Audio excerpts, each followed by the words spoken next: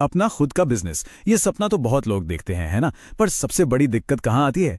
पैसे। तो आज हम बात करेंगे एक ऐसी कमाल की सरकारी स्कीम की जो इसी सपने को हकीकत बनाने में मदद करती है।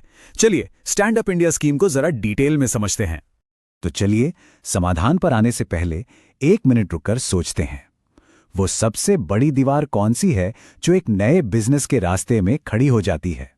वो एक चीज क्या है जो एक शानदार आइडिया को कागज से जमीन पर आने ही नहीं देती? जी हाँ, पैसा, फंडिंग।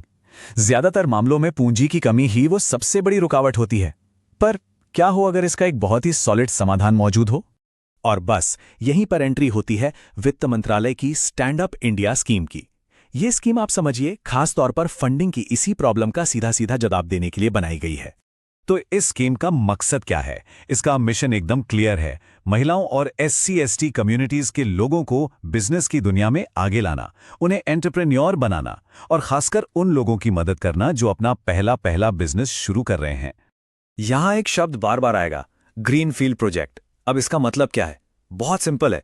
इसका मतलब है कि आपका बिजनेस बिल्कुल नया होना चाहिए, मतलब एकदम जीरो से, स्क्रैच से शुरू हो रहा हो। ये कोई पहले से चलता हुआ बिजनेस नहीं हो सकता जिसे खरीद लिया हो। और हां, ये किसी भी सेक्टर में हो सकता है, मैन्युफैक्चरिंग, सर्विस, ट्रेडिंग, कुछ भी।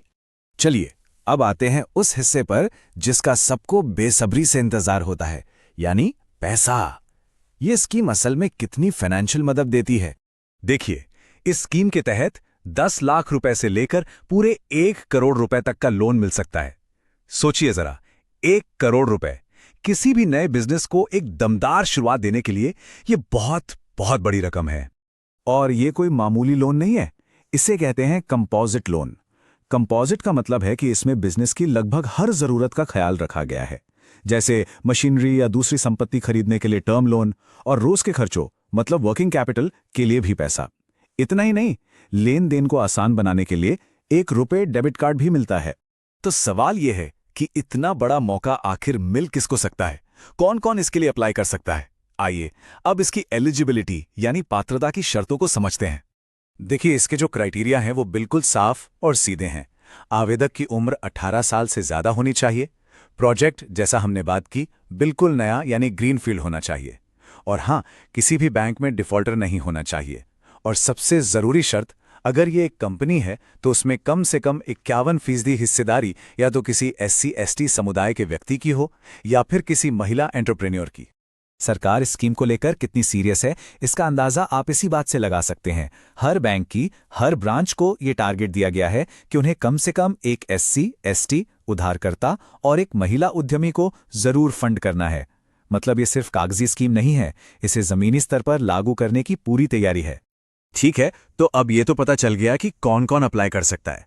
पर अब अगला सवाल, अप्लाई करना कैसे है? क्या है इसका प्रोसेस? देखिए, सबसे आसान तरीका है इसका ऑनलाइन पोर्टल। प्रोसेस काफी सीधा साधा है। सबसे पहले स्टैंड अप इंडिया के पोर्टल पर जाकर रजिस्टर कीजिए। फिर अपने बिजनेस की लोकेशन और अपने आइडिया के बारे में कुछ जानकारी भरिए। इसके बाद अपनी कैटेगरी चुनिए, SC/ST या महिला। एक और अच्छी बात, आप ये भी बता सकते हैं कि क्या मेंटरिंग जैसी कोई मदद चाहिए। बस ये सब भरकर एप्लीकेशन जमा कर दीजिए। इसके बाद बैंक खुद संपर्क करेगा। लेकिन इस स्कीम की जो असली खूबसूरती है वो ये है कि ये सिर्फ पैसों के बारे में नहीं है, ये उससे कई ज्यादा है। ये एक पूरा सपोर्ट सिस्टम बनाने के बारे में है। लोन तो सिर्फ एक हिस्सा है, असली ताकत तो उस पूरे सपोर्ट में है जो इसके साथ मिलता है। ये उद्यमियों को सिर्फ बिजनेस शुरू करने के लिए नहीं, बल्कि उसे दौड़ाने के लिए तैयार करता है। SIDBI यानी भारतीय लघु उद्योग विकास बैंक जैसे पार्टनर्स के जरिए एंटरप्रेन्योर्स को बहुत कुछ मिलता है। स्किल डेवलपमेंट प्रोग्राम्स हैं, प्रोजेक्ट रिपोर्ट बनाने में मदद है, अनुभवी लोगों से बिजनेस मेंटरिंग मिलती है, और तो और एप्लीकेशन भरने में भी गाइडेंस दी जाती है। तो आप देख रहे हैं, ये सिर्फ पैसे देना नहीं है, ये एक मजबूत बिजनेस की नींव रखना है। तो अंत में ये स्कीम सिर्फ कुछ लोगों के बिजनेस की कहानी नहीं है, ये एक बहुत बड़े सवाल से जुड़ी है।